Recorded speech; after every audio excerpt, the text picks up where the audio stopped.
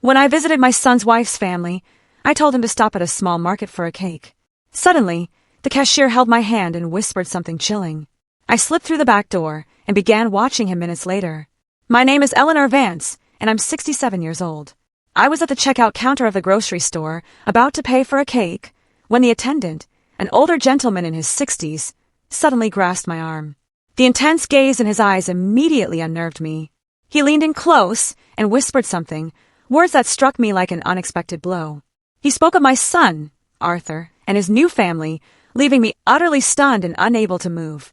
I simply couldn't comprehend what I had just heard. The man released my arm and went back to scanning groceries as if nothing out of the ordinary had occurred. But I remained rooted to the spot, the receipt trembling in my hand, desperately trying to process the phrases echoing in my mind. I exited through the store's back door. I needed fresh air and a moment to think. My heart hammered so violently I could hear its frantic beat in my ears. Was it truly possible that what the stranger had revealed was accurate? Or was it merely a misunderstanding from someone unfamiliar with my son's situation? I decided to conceal myself behind a cluster of trash dumpsters near the parking lot. From this vantage point, I could observe unseen. If what I had been told was true, I would soon witness it with my own eyes. All my life, I've worked tirelessly to keep my family together. I live alone in a modest downtown apartment, my pension barely covering essential bills.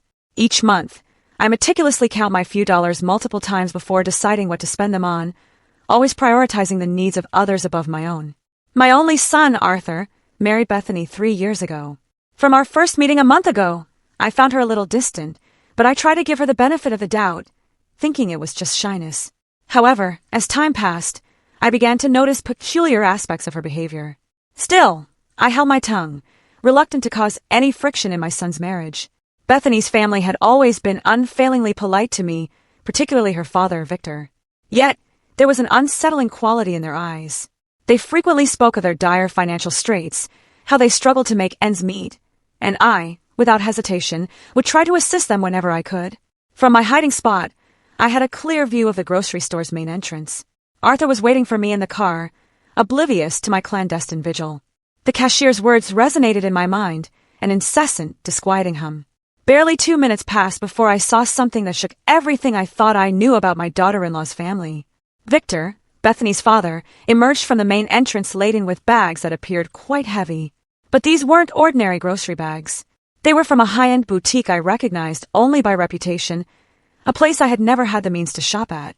The store's name gleamed in gold on the black bags he carried with a casual ease, as if this were a perfectly normal routine for him. My heart rate accelerated. Victor walked towards a car parked just a few feet from my hiding place.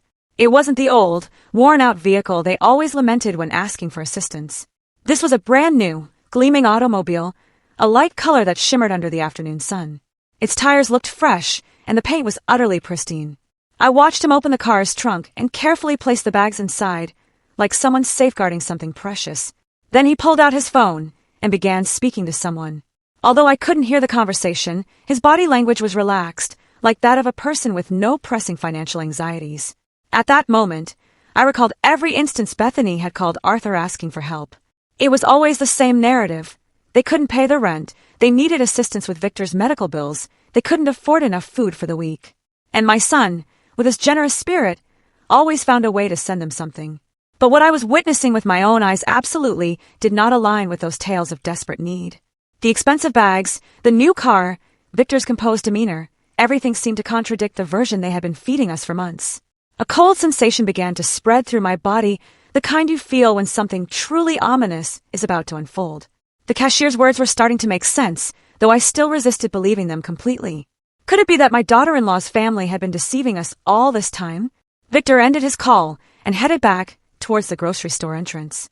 He appeared to be searching for something or someone, his eyes scanning the parking lot carefully, as if to ensure no one had observed him. That cautious attitude struck me as profoundly suspicious. I resolved to stay hidden a little longer. My intuition told me there was more to uncover, and after what I had seen, I couldn't simply dismiss the situation. I needed absolute certainty before I spoke to Arthur about any of this. As I remained concealed, my thoughts drifted back to how I had arrived at this point. That morning, I had woken with a mix of anticipation and apprehension. It had been months since I last visited Bethany's family, and I wanted to make a good impression by bringing something special to share. I went to my small kitchen and opened the jar where I kept my meager savings. Counting those coins had become a painful but necessary ritual. I meticulously separated the wrinkled bills and coins I had accumulated over weeks, sacrificing small pleasures like a coffee at the local bakery or a magazine. I had precisely $43. It wasn't much, but I had decided to allocate 20% of it to purchase a respectable cake from the neighborhood bakery. The remainder I needed for my expenses the following week, primarily medications and some basic groceries. I showered with care and selected my best dress, the one I reserved for special occasions. It was simple but clean, making me feel presentable. I styled my hair, attempting to mask the gray strands that seemed more prominent each day, and put on the imitation pearl earrings my late mother had given me so many years ago. Before leaving, I gazed at my reflection in the bathroom mirror. I saw a 67-year-old woman who had toiled her entire life, who had raised her son alone after being widowed, and who was now trying to preserve a family that seemed to value money more than affection. Arthur arrived to pick me up precisely on time. My son had always been punctual, a quality I admired in him. When I got into his car, I noticed he seemed a little strained, but I attributed it to possible nervousness about the family visit. During the drive, we spoke of inconsequential things. He mentioned his office job, some minor issues with his boss, but he deliberately avoided discussing Bethany or her family. That struck me as odd, as he usually kept me informed about his marriage.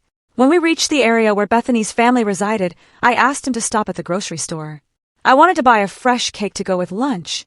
Arthur offered to accompany me, but I told him I preferred to go alone and wouldn't be long. The bakery inside the grocery store offered several cakes. I chose a simple vanilla cake, nothing extravagant, but presentable. It cost exactly $18, $2 less than I had budgeted, which pleased me because it meant I could afford a small greeting card. It was in the checkout line that everything unfolded. The cashier, a man who appeared to be my age, served me normally until he noticed the name on the credit card I initially attempted to use. The card was declined as I expected, knowing I lacked sufficient funds. Then I retrieved my cash. It was at that moment that the man examined me more closely, whispered my name, Eleanor Vance, and inquired if I was Arthur's mother. When I confirmed I was, his expression utterly transformed. He looked worried, almost frightened. What he told me after grasping my arm was something I would never forget, even though at that instant I refused to believe it. His words were direct and cutting. He informed me that my daughter-in-law's family regularly frequented this grocery store, spending hundreds of dollars on imported products and premium meats, while simultaneously knowing they were constantly asking my son for money.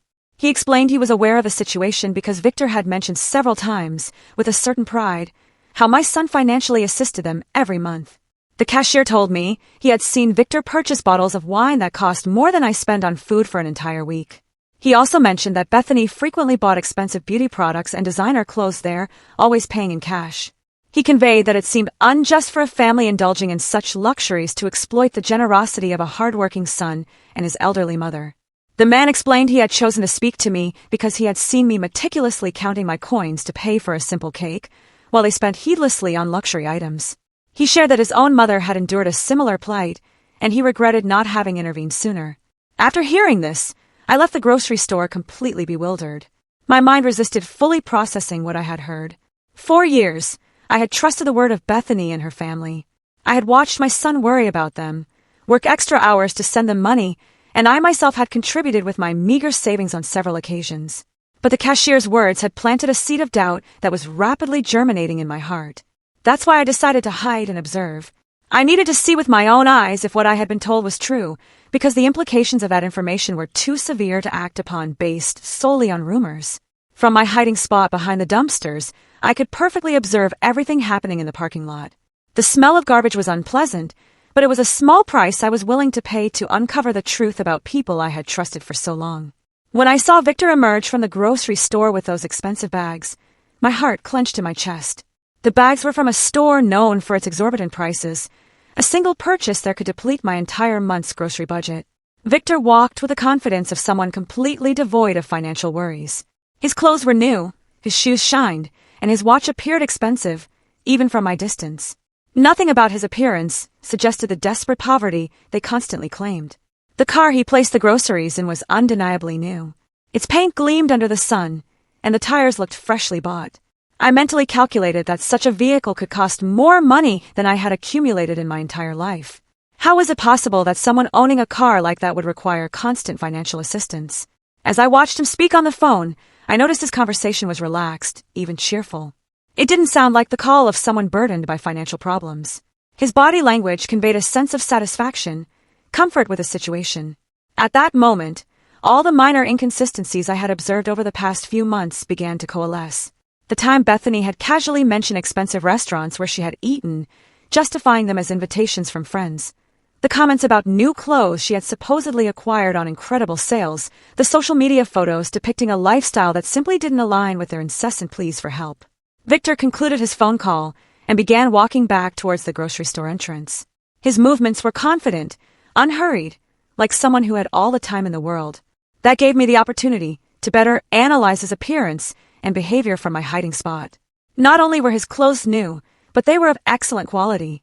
The shirt he wore had that perfect cut found only in specialty stores, and his pants were impeccably ironed. Even his shoes, which I could see more clearly as he approached my position, seemed to be genuine, expensive leather. While I was waiting to see what else would happen, I heard voices coming from my right. Two elderly women were conversing as they pushed their shopping carts toward their cars. Initially, I paid no attention, but when they mentioned Bethany's name, my ears immediately perked up. "Did you see the new dress Bethany was wearing at the mall yesterday?" One of them, a gray-haired woman who looked my age, said. "It must have cost at least $200. I saw an identical one in that expensive store on the second floor." The other woman, who was thinner and wore glasses, responded with a knowing tone. "And that's not all, Sylvia. I also saw her buying beauty products at that French store. My granddaughter works there and told me that Bethany is a frequent customer. She spends as if money were raining from the sky." My heart started beating faster. These women were discussing the very Bethany who constantly told my son they lacked funds for basic expenses. The same one who had called last week asking for help to buy medicine for her father. Sylvia continued, "What strikes me most is how she's always acquiring new things, but then goes around the neighborhood claiming they're enduring very difficult financial times. My friend at the bank told me the deposits they received don't match the story of poverty they're telling at all." "Oh, Sylvia, but that's just gossip," the other woman replied, though in a tone that suggested she harbored her own doubts. "Although I must admit, it seems strange to me that they can afford the rent on that large house if they're truly as badly off financially as they say." "Gossip? My daughter lives on the same block as them and tells me that almost every week, delivery trucks with groceries from the most expensive grocery store in the city arrive. Purchases that any of us would take months to be able to afford." The two women continued walking away as they talked, but I could still catch a few more fragments of their conversation.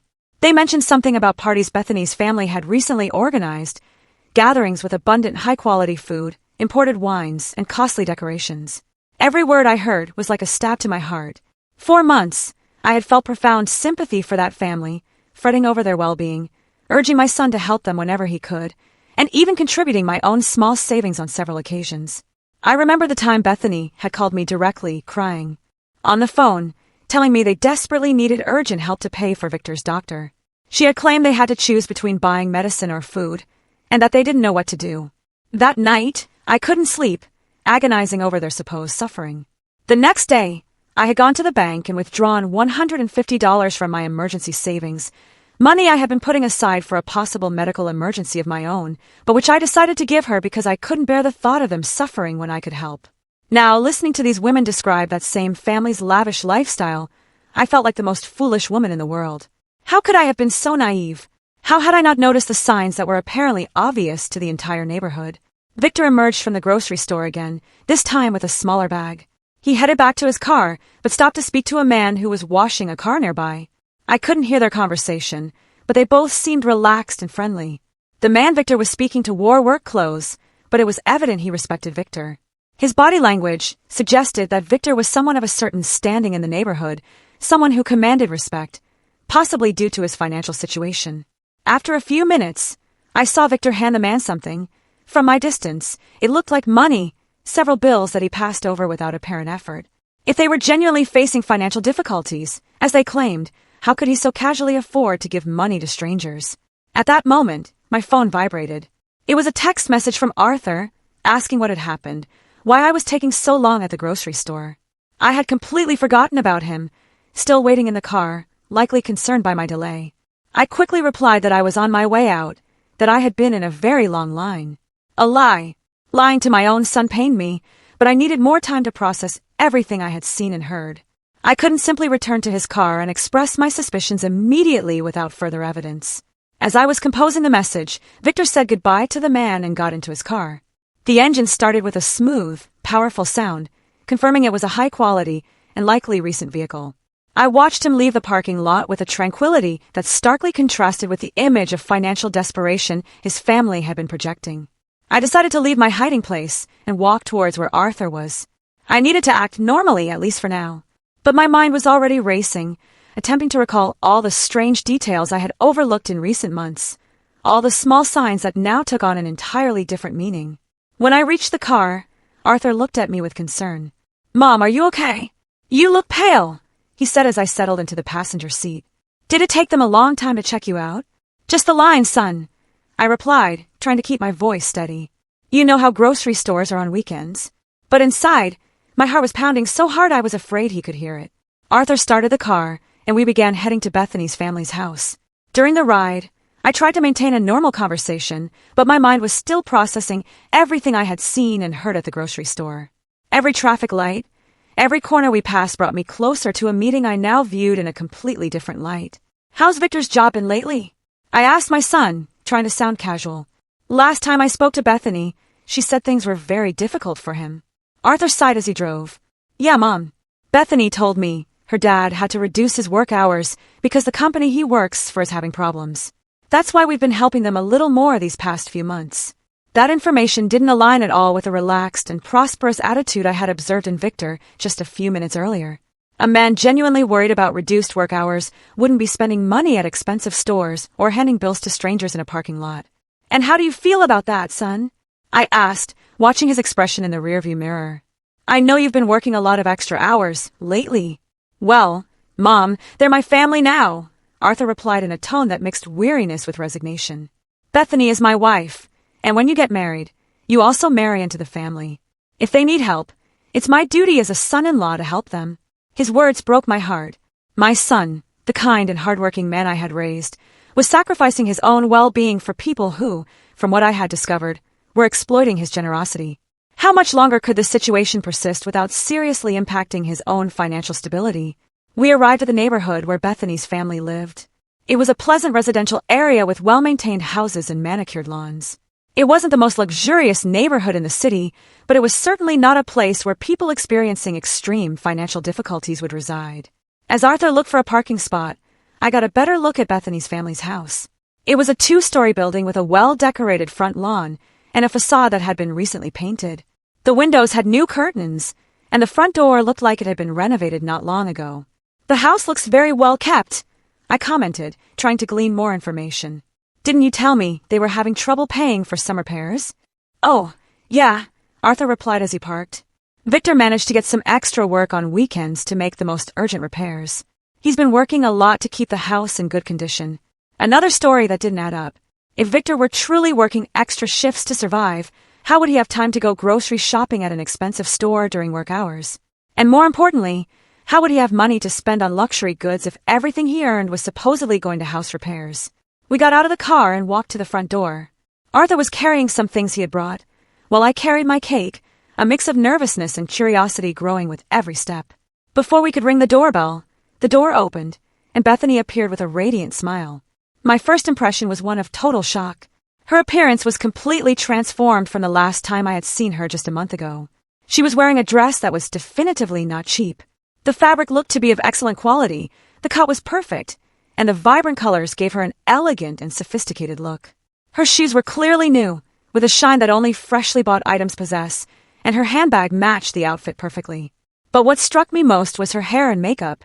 She had a professional cut, the kind you only get at expensive salons, with highlights that shimmered in the sunlight.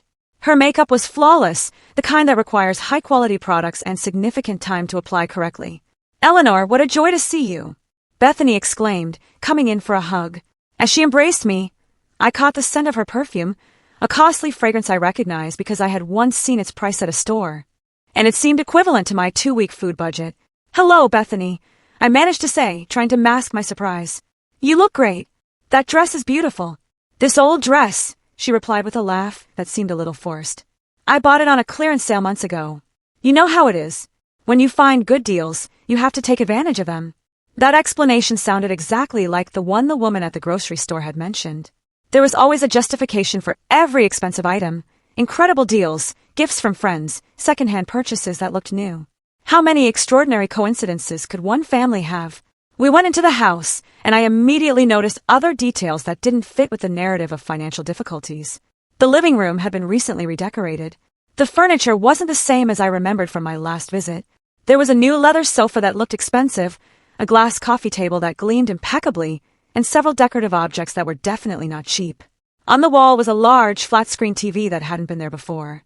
It was a recent model, one of those that cost several $1,000s. How could a family in a financial crisis justify the purchase of a luxury television? "Dad, look who came to visit!" Bethany called towards the interior of the house. Victor appeared from what seemed to be the kitchen, wiping his hands with a towel. When he saw me, his expression shifted slightly. There was a flicker in his eyes, as if for a moment he had seen something he didn't expect, but he quickly regained his usual smile. "Eleanor, so good to see you," he said, approaching to greet me. "We hope you're hungry because Bethany has prepared a delicious meal." It was the same Victor the First had seen at the grocery store just an hour before, but now he was acting as if he hadn't left the house all day. His clothes were the same, but he had put an apron over his shirt as if he had been cooking. "I brought a cake to go with it," I said, handing him the box. "I hope you like it." "What a lovely gesture," Bethany exclaimed. "But it wasn't necessary, Eleanor. You know you're always welcome here without having to bring a thing." As she spoke, I could see over her shoulder into the kitchen. The counters were full of ingredients and utensils that suggested an elaborate culinary preparation. I could make out expensive-looking cuts of meat, fresh and exotic vegetables, and bottles of imported seasonings. The amount of food they were preparing could easily feed a family for several days, and the quality of the ingredients was noticeably superior to what I could afford to buy for my own meals. "Did you two prepare all this?" I asked, genuinely impressed by the abundance. "Well, we wanted to do something special for your visit," Victor replied. "You don't get to have Arthur's mother over every day. Besides, we got some ingredients on sale, so we decided to take advantage." The miraculous sales again. I began to wonder if this family possessed an extraordinary knack for finding deals, or if these explanations were simply a way to justify expenses they couldn't honestly account for. Arthur seemed completely oblivious to my observations. He was chatting animatedly with Bethany about his job and his plans for the next week.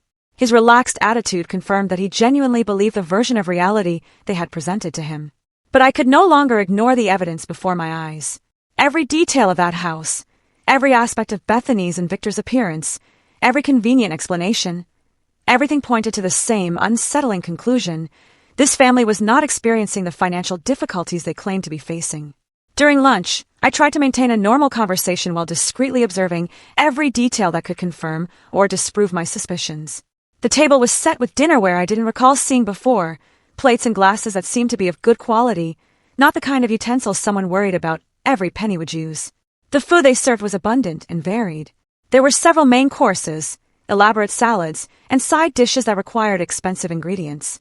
Victor poured wine into crystal glasses, a wine I recognized from having seen its price at the grocery store, more than $50 a bottle. "This wine is delicious," I commented, trying to elicit information. "Is it a special brand?" "Oh, this one," Victor replied with a proud smile. "A friend of mine who works in imports got it for me at a special price. Normally, we couldn't afford wines like this, but when these opportunities arise, you have to take advantage." There was always a perfect explanation, always a generous friend or an incredible deal that justified every luxury.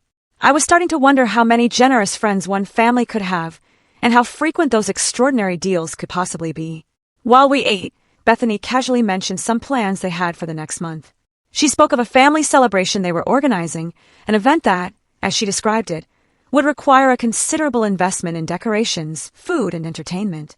"Sounds expensive," I said without thinking, my words slipping out. "Expensive?" Bethany laughed. "Well, we've been saving for this for months. Besides, Victor got an extra job that will help us cover the expenses." I immediately remembered what I had seen at the grocery store just a few hours earlier, Victor spending money as if he had no worries, buying luxury products, driving a new car. What was the truth about his work situation? "What kind of extra job did you get, Victor?" I asked directly. For a moment, I saw an expression of discomfort cross his face, as if my question had caught him off guard, but he quickly regained his composure. "Weekend consulting," he replied vaguely. "Nothing too exciting, but it helps supplement the family income." His answer was so general it could mean anything or nothing at all. A man who was truly doing weekend consulting would probably speak with more specificity about his work, especially when the question came from his son-in-law's mother. During the conversation, I noticed that Bethany's phone was constantly vibrating. Every time she looked at the screen, she smiled in a way that seemed significant to me. At one point, when she thought no one was watching her, she replied to a message, typing quickly with a look of satisfaction on her face. "Everything okay with the phone?" I asked with apparent curiosity. "Oh, just some friends organizing a get-together for next week," she replied quickly, putting her phone away. You know how women are, always planning something. But there was something about her expression that didn't convince me. The way she had smiled while reading the messages suggested the content was more meaningful than simple social plans. After lunch, Victor offered to show me some of the improvements they had made to the house. We walked through different rooms, and in each one, I noticed new or renovated elements. The floors had been recently polished, some walls had fresh paint, and several pieces of furniture had been replaced or rearranged. In the master bedroom, I saw something that particularly caught my attention. On top of the dresser were several shopping bags from expensive stores, some still unopened. The price tags I managed to glimpse showed numbers that seemed exorbitant for a family that was supposedly struggling financially. "Bethany went shopping recently?" I asked, gesturing discreetly toward the bags. Victor replied with a nervous laugh. "She found some incredible clearance sales this week. Sometimes it's better to buy things when they're on sale, even if you don't need them immediately." That logic seemed completely contradictory to me. A family truly in financial difficulty would not have the luxury of buying things they didn't need immediately, no matter how good the deals were. As we returned to the living room, my phone rang. It was a text message from a number I didn't recognize. When I opened it, I saw that it was from the grocery store cashier Marcus. He had gotten my number somehow and had sent me a photo. The image showed a grocery receipt from just 2 days earlier. The total was over $400, and the list included premium products, imported meats, fresh seafood, expensive wines, specialty cheeses, and several gourmet items. The name on the receipt was clearly Victor Thorne. Along with the photo was a message. "Mrs. Vance, I'm sorry to bother you, but I thought you should see this. This receipt is from 2 days ago. Your family needs to know the truth." My heart started beating faster. The evidence was there in black and white. A $400 purchase of luxury goods made just 2 days before our visit by the same man who was supposedly struggling to pay for basic expenses. I quickly put my phone away before anyone noticed my expression of shock. But my mind was already working, connecting all the dots I had been observing over the past few hours. We returned to where Arthur and Bethany were, who were still chatting animatedly. My son seemed relaxed and happy, enjoying what he thought was quality time with his in-laws. He had no idea of the theatrical performance he was witnessing. "Are you feeling okay, Mom?" Arthur asked me, probably noticing that my expression had changed. "You look a little pale." "Just a little tired," I lied. "I'm not used to such long outings anymore." Bethany immediately offered to make me some tea or get me something to make me feel better. Her apparent concern would have been touching if I hadn't been starting to understand the true nature of her character. For the next hour, I continued to observe and listen, mentally collecting evidence of every inconsistency, every inexplicable luxury, every convenient justification. The list grew constantly. Bethany's new clothes, Victor's car, the well-maintained house, the abundant food, the expensive wine, the shopping bags, the receipt I had received. But what hurt me the most was the realization that this situation had probably been going on for months, maybe years. How much money had my son sent to this family? How many sacrifices had he made? And how many had I made to help people who didn't actually need help? When we finally said goodbye and left the house, my mind was completely made up. I couldn't let this farce continue. My son deserved to know the truth, however painful it was, and I had a responsibility to protect him from further manipulation. During the drive back home, Arthur commented on how nice the visit had been and how well Bethany's family looked. His words were like daggers in my heart because I knew I would soon have to shatter that happy image with a much darker and more disappointing reality. "Yes, they look very well," I replied carefully, choosing my words precisely. Maybe too well for a family that's going through such severe difficulties. The drive back home was one of the most difficult of my life. Every mile we drove took me physically away from the house where I had discovered the truth, but brought me emotionally closer to a decision that would change everything for my family. My mind was a whirlwind of contradictory thoughts, doubts, and a growing sense of indignation that I struggled to keep under control. Arthur was driving calmly, occasionally whistling a tune that showed his good mood. For him, we had spent a pleasant afternoon with his in-laws, sharing a delicious meal and strengthening family ties. He had no idea that his mother had been collecting evidence of what seemed to be an elaborate and prolonged scam. "Mom," he said as we waited at a traffic light, "I'm so glad to see you get along so well with Bethany's family. I know you had some reservations about our marriage at first, but I think now you can see what good people they are." His words broke my heart. My son, my only son, was being manipulated by people who had turned the exploitation of his generosity into an art. How could I tell him that the people in whom he had placed his trust and his money were probably professional liars? "Arthur," I began carefully, "have you ever noticed anything inconsistent in the stories Bethany tells you about their financial situation?" My son glanced at me briefly before returning his gaze to the traffic. "What do you mean, Mom? Inconsistent? How?" "Well," I continued, choosing my words very carefully, "today, I noticed they have a lot of new things in the house. The television, some furniture, Bethany's clothes, all of that costs a considerable amount of money." Arthur sighed, and I could see that my comment had hit a nerve. "Mom, I already explained that Victor has been getting extra jobs. Besides, Bethany is very good at finding deals and bargains. Not everything that looks new is necessarily expensive. But don't you think it's strange that a family that needs constant help for basic expenses can afford so many luxuries at the same time?" I insisted, trying to keep my tone neutral and non-accusatory.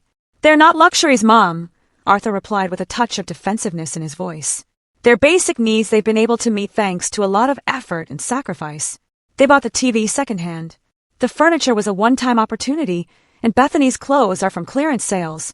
Each justification my son repeated was exactly the same one I had heard from Victor and Bethany during lunch.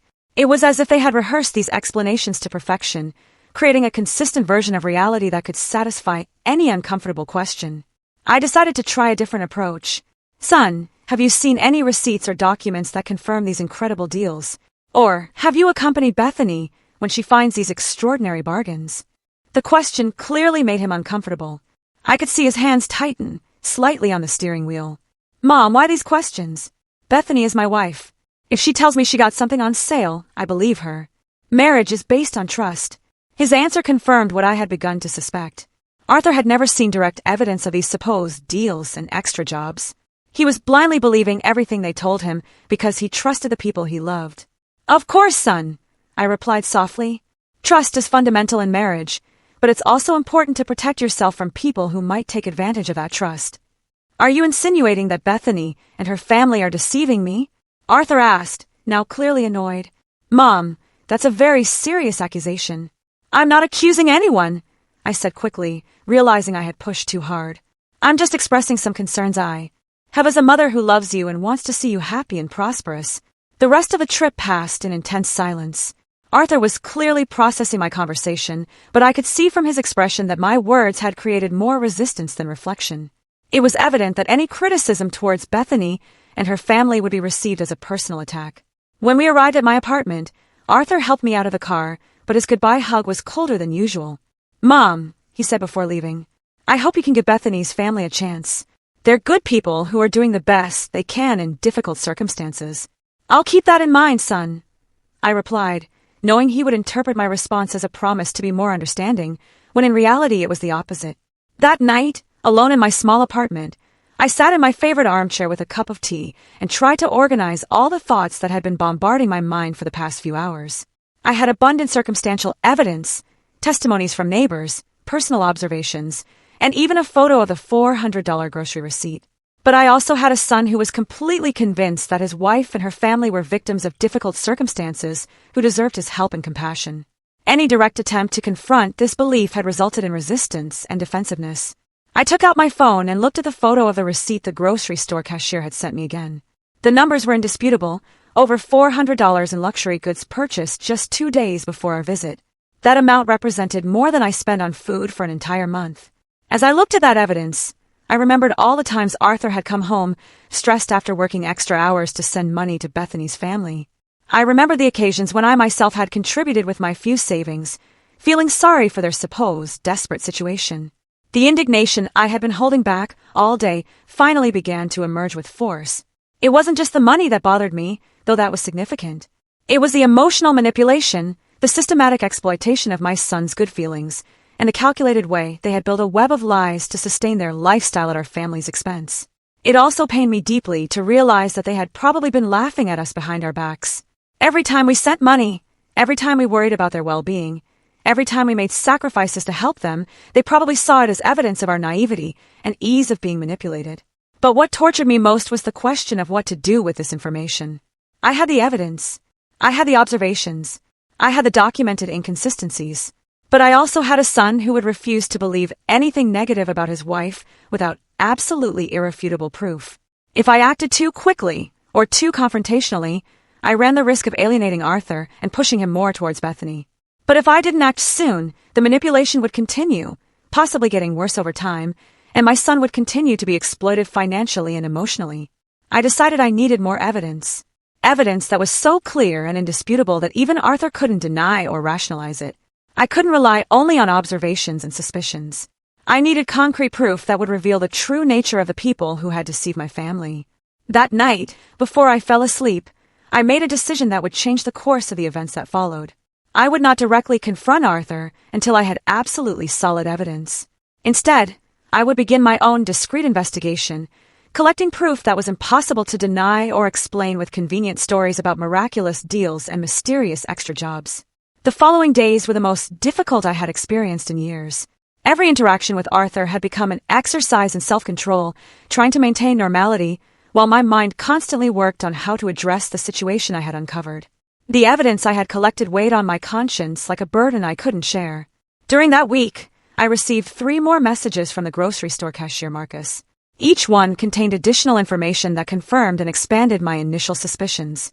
He sent me photos of other receipts for purchases made by Victor and Bethany in recent weeks, all showing excessive spending on unnecessary and expensive products. One of the photos showed a receipt for over $600, which included 2 bottles of French champagne costing more than $100 each, imported seafood, and several gourmet cheeses.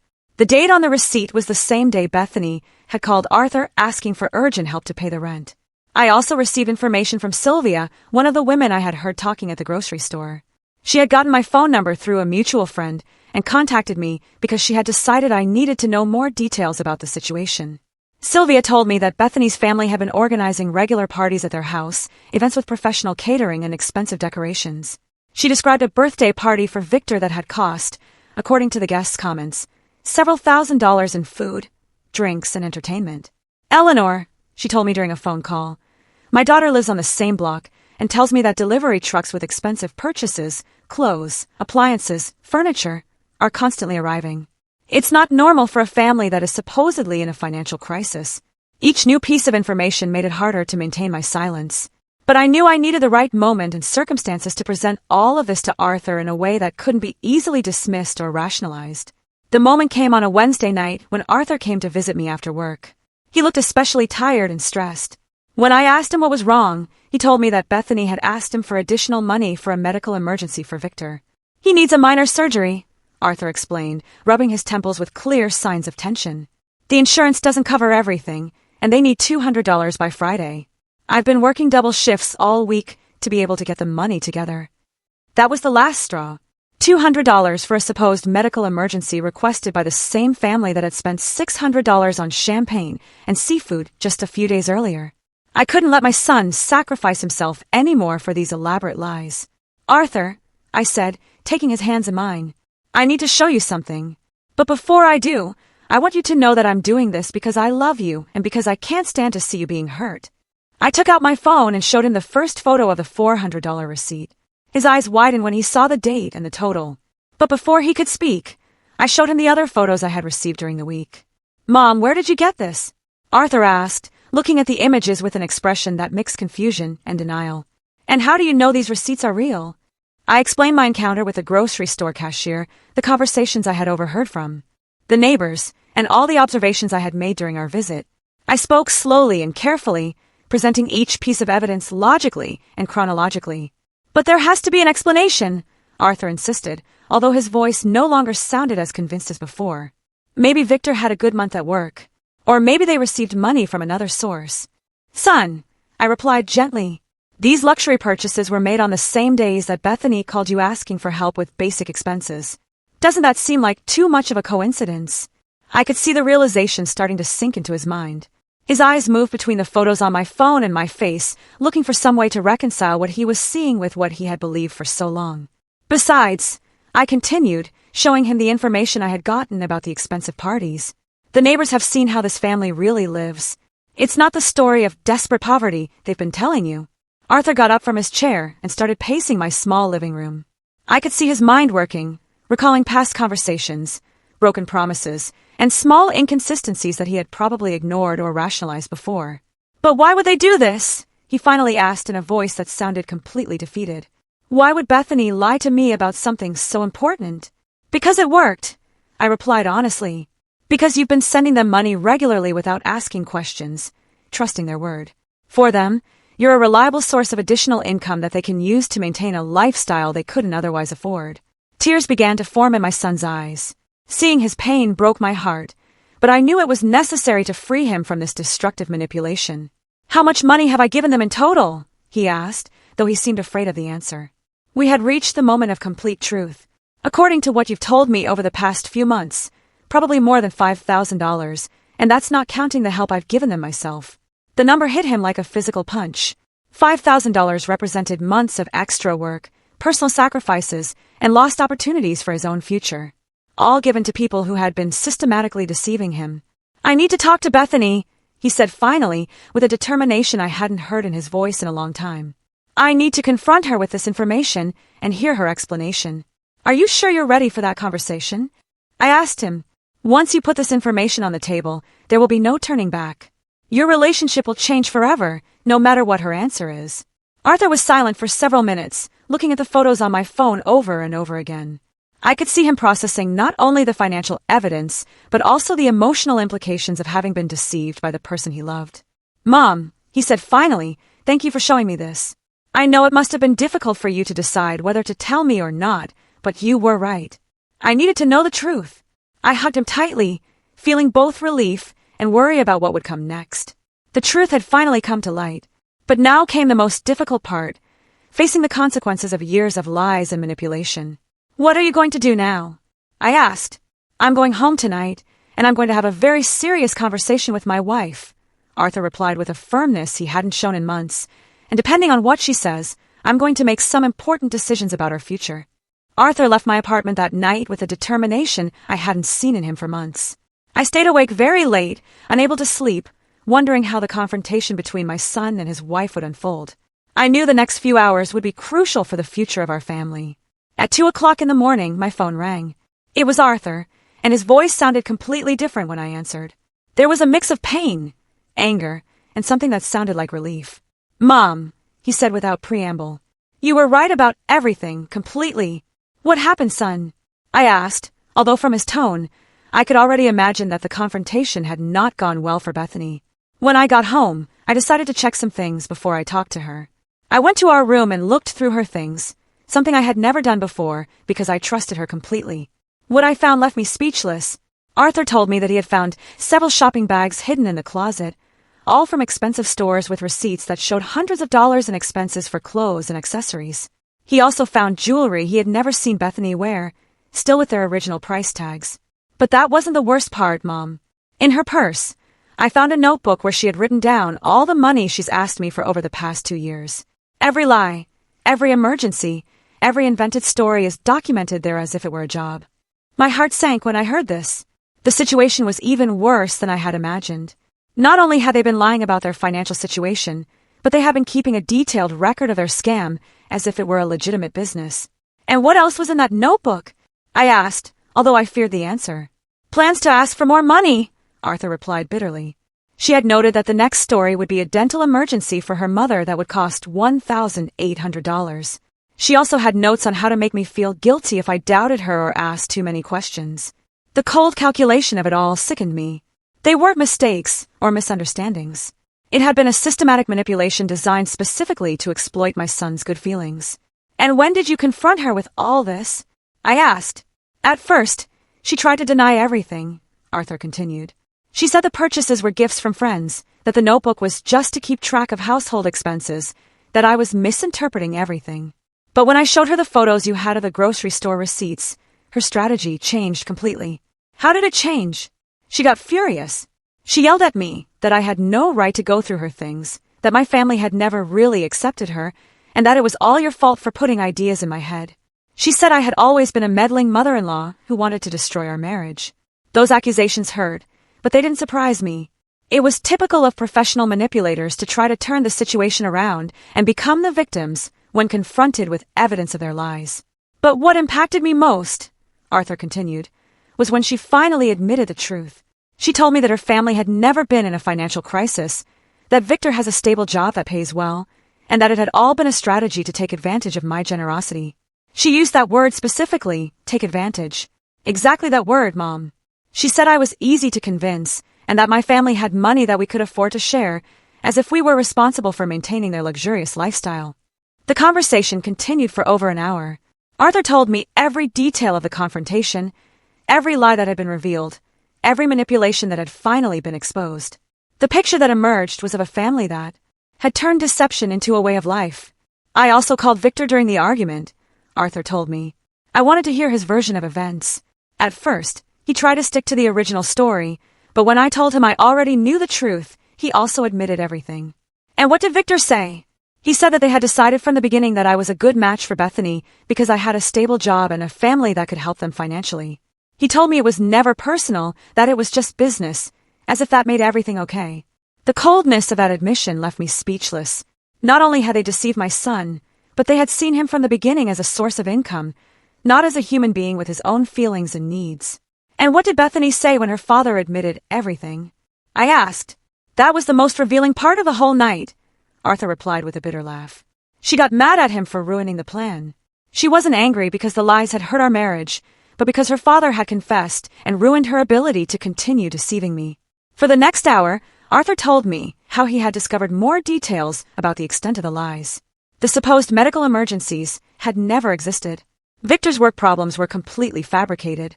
Even the incredible deals that explained all their luxuries had a simpler explanation. They simply bought what they wanted with the money my son sent them regularly.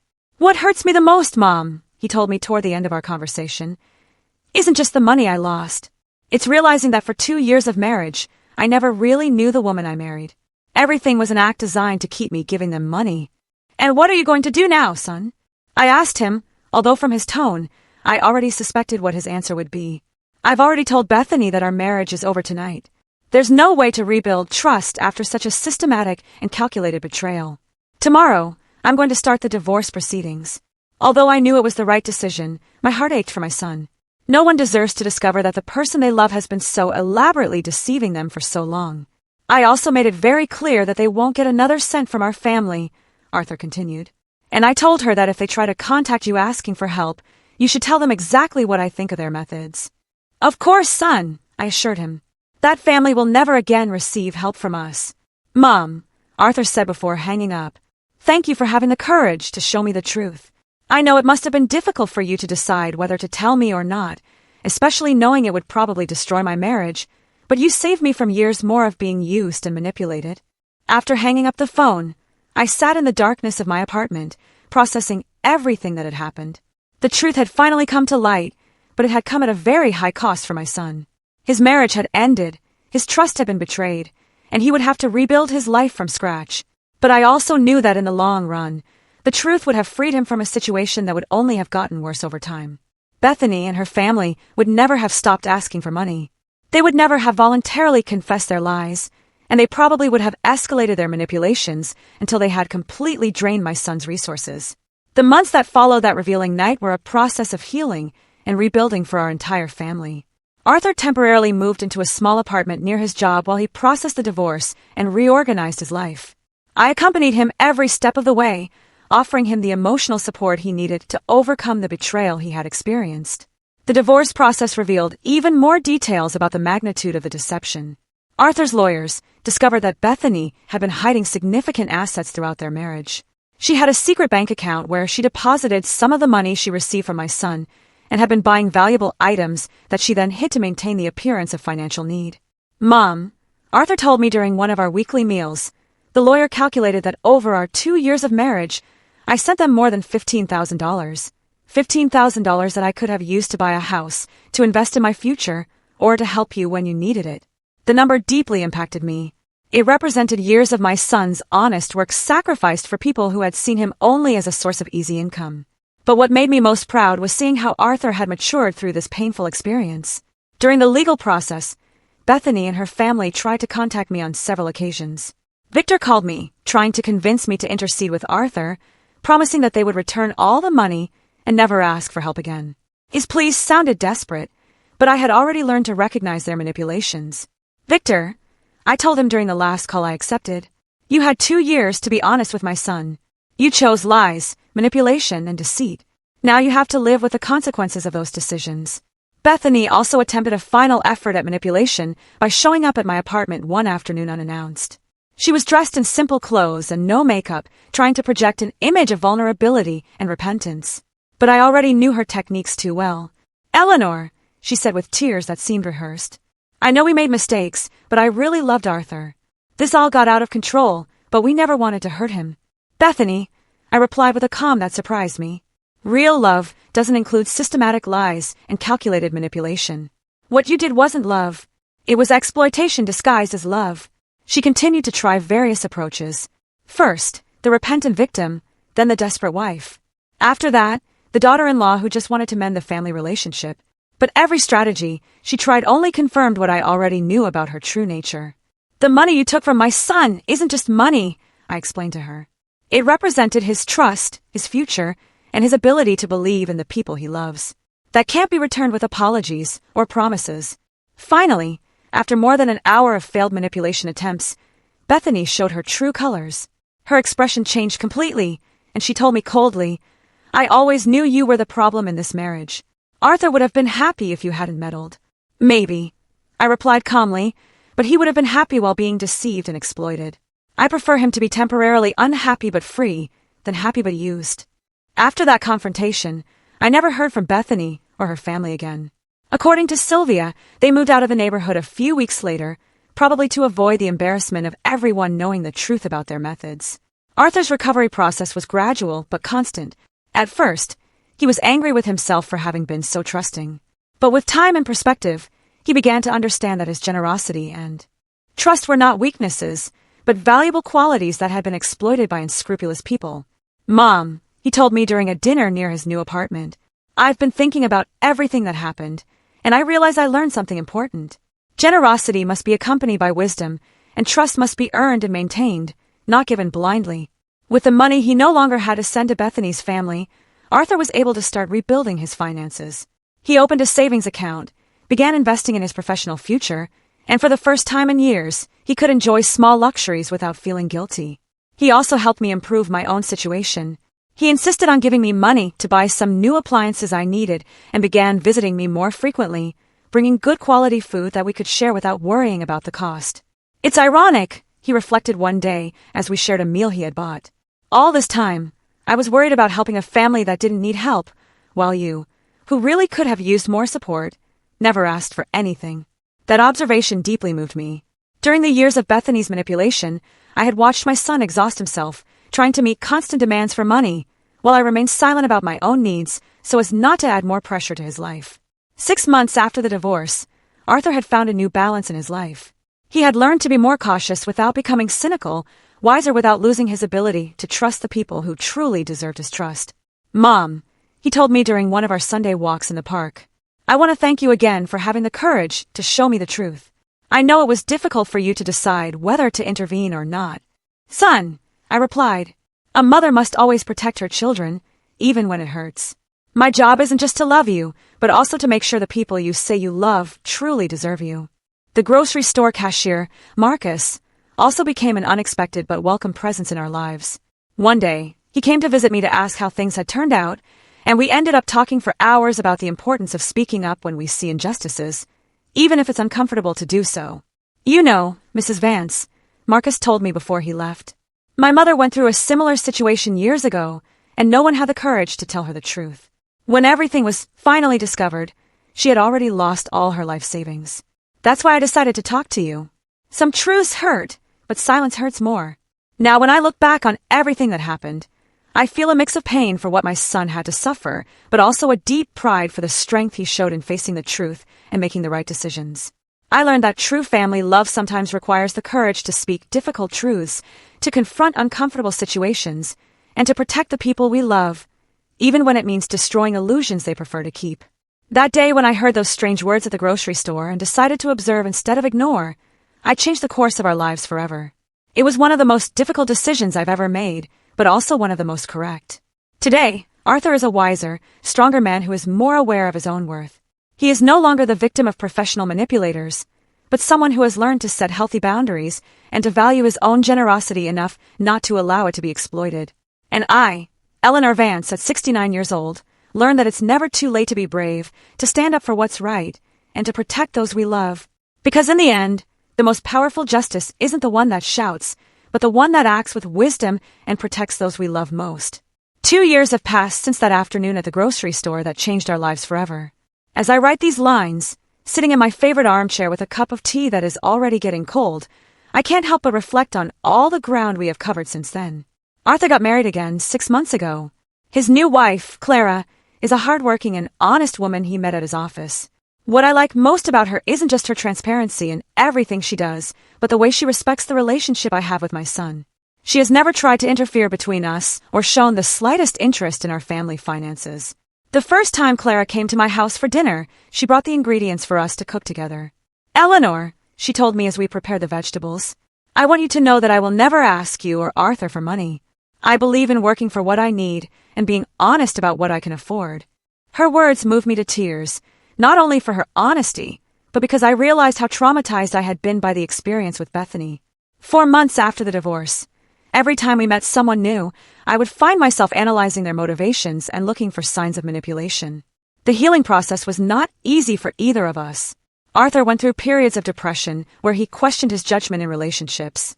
There were nights when he would call me asking if he could ever fully trust anyone again. "Mom," he would tell me during those late-night calls, "how can I be sure I won't be deceived again? How can I distinguish between someone who truly loves me and someone who only sees opportunity?" Those conversations broke my heart because I saw how Bethany's betrayal had damaged not only his finances, but his fundamental ability to trust people. But I was also proud to see how he was slowly rebuilding his confidence in a more mature and wiser way. During the first year after the divorce, Arthur developed what he called his verification system.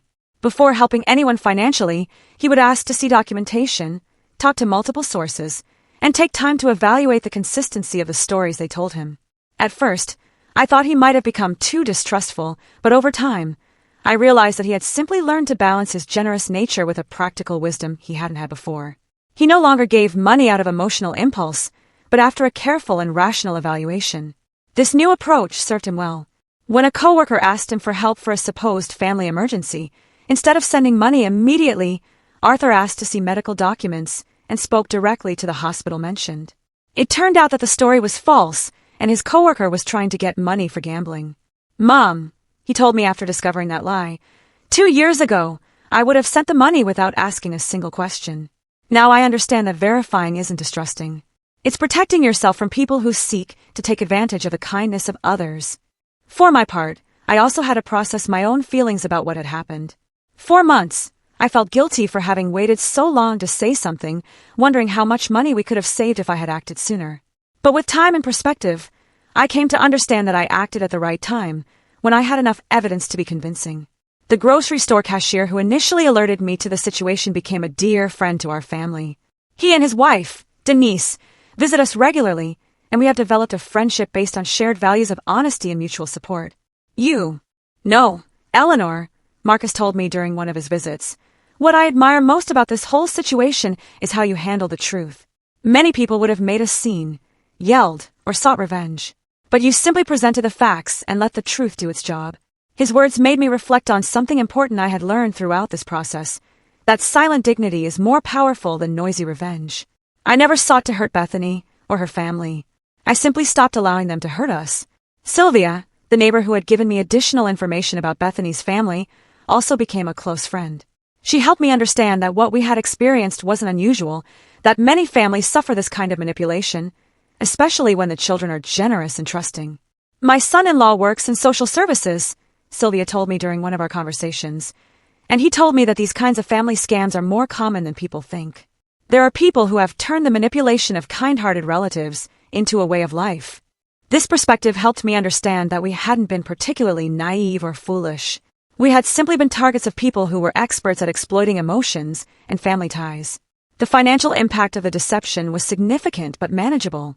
Arthur calculated that in total we had lost around $15,000 when my contribution and some loans he had made, which were never returned, were included. However, once the flow of money to that family stopped, our financial situation improved dramatically. With the money he no longer had to send monthly, Arthur was able to save for a down payment on a small house. He asked me to live with him and Clara, but I prefer to maintain my independence in my own apartment, although now with better furniture and appliances that he insisted on buying for me. "Mom," he told me when he brought the new refrigerator, "4 years, I watched you count coins while I sent hundreds of dollars to people who didn't need them. Now, it's your turn to have the things you deserve." Clara turned out to be not only a good wife to Arthur, but also a considerate daughter-in-law to me. She never tries to compete with my place in my son's life and always includes me in her family plans and decisions. The difference from Bethany's attitude is so marked that sometimes I find it hard to believe both women exist in the same world. Last month, Clara confided that they are expecting their first child. The news filled me with a pure joy I hadn't felt in years. This grandson or granddaughter will grow up in a home where honesty and integrity are fundamental values, very different from the environment of lies and manipulation that would have existed if Arthur had remained with Bethany. "I want our child to know you as the grandmother who had the courage to protect our family," Clara told me while holding my hand. "Arthur has told me the whole story, and I deeply admire what you did. Sometimes I wonder what would have happened if I had never decided to hide behind those trash dumpsters to watch Victor. How long would the deception have continued? Would Arthur have eventually discovered the truth on his own, or would he have continued to be exploited indefinitely? I'll probably never know the answer to those questions. But what I do know is that the courage to face uncomfortable truths is one of the most important responsibilities we have toward the people we love. In these 2 years, I have reflected a lot on the signs I ignored for so long, the small details that didn't add up, the overly convenient explanations, the way Bethany always had a perfect story for every situation. Now I understand that my inner instinct had been trying to alert me for months. But I had silenced those doubts because I didn't want to create conflict. I have learned that maintaining family peace should not come at the cost of allowing the family to be exploited. Sometimes the greatest act of love is to create the necessary conflict to protect the people who matter most. Today, at 69 years old, I feel wiser and stronger than I have in decades, not only because I helped save my son from a destructive situation, but because I prove that it is never too late to be brave, to stand up for what is right, and to protect those we love. The experience taught me that true strength isn't in avoiding problems, but in facing them with dignity when necessary, and that sometimes the most difficult decisions are also the most correct ones, even if their full impact can only be appreciated with the passage of time. As I finish writing these reflections, I can hear Arthur and Clara laughing in the kitchen, preparing the Sunday dinner we will share in a few minutes. It is the sound of a genuine family built on solid foundations of honesty and mutual respect.